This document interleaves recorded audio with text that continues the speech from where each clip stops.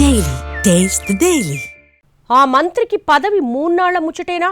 High command రికమెండేషన్తో Telangana కేబినెట్లకి direct entry ఇచ్చిన ఆ నేతకు ప్రమాద ఘంటికలు మోగుతున్నాయా?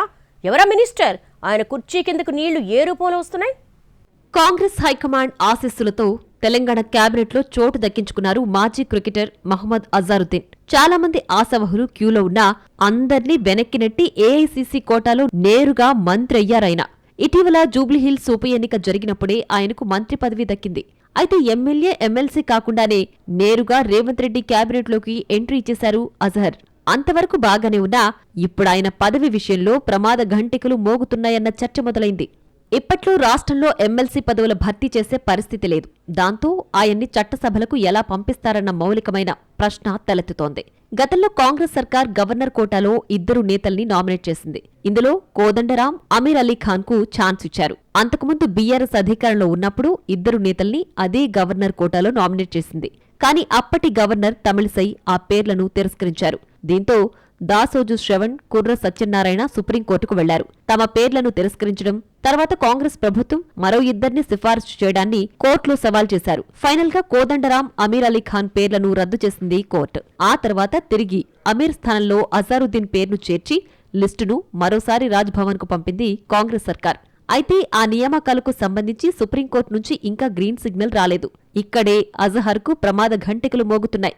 వాస్తవానికి ఎమ్మెల్యే లేదా ఎమ్మెల్సీ అవ్వకుండా ఎవరైనా మంత్రి పదవి స్వీకరిస్తే 6 నెలల్లోపు ఏదో ఒక చట్టసభకు ఎన్నిక కావాలి. ఇప్పుడు అజహరుద్దీన్ మంత్రిగా బాధ్యతలు తీసుకుని 2 నెలలవుతోంది. రూల్స్ ప్రకారం ఆయనకు ఇంకా 4 నెలల సమయం ఉంది. కానీ ఆలోపు ఎమ్మెల్సీ అవుతారన్న గ్యారంటీ మాత్రం కనిపించడం లేదంటున్నారు పరిశీలకులు.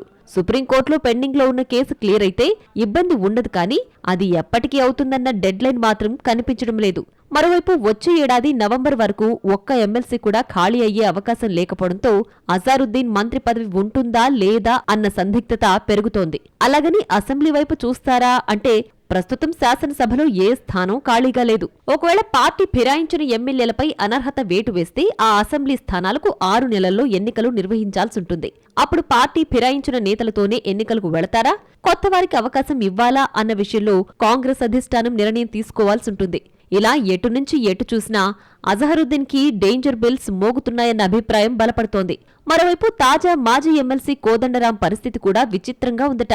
అటు ఎమ్మెల్సీ అని చెప్పుకోలేక, ఇటు మాజీ ఎమ్మెల్సీ అని పిలిపించుకోలేక ఆయన కూడా సతమతమవుతున్నట్లు తెలుస్తోంది. ప్రస్తుత అసెంబ్లీ సమావేశాల సందర్భంగా ఒకరు అసెంబ్లీలో, మరొకరు శాసనమండలిలో తిరగడం చర్చనీయాంశంగా మారింది.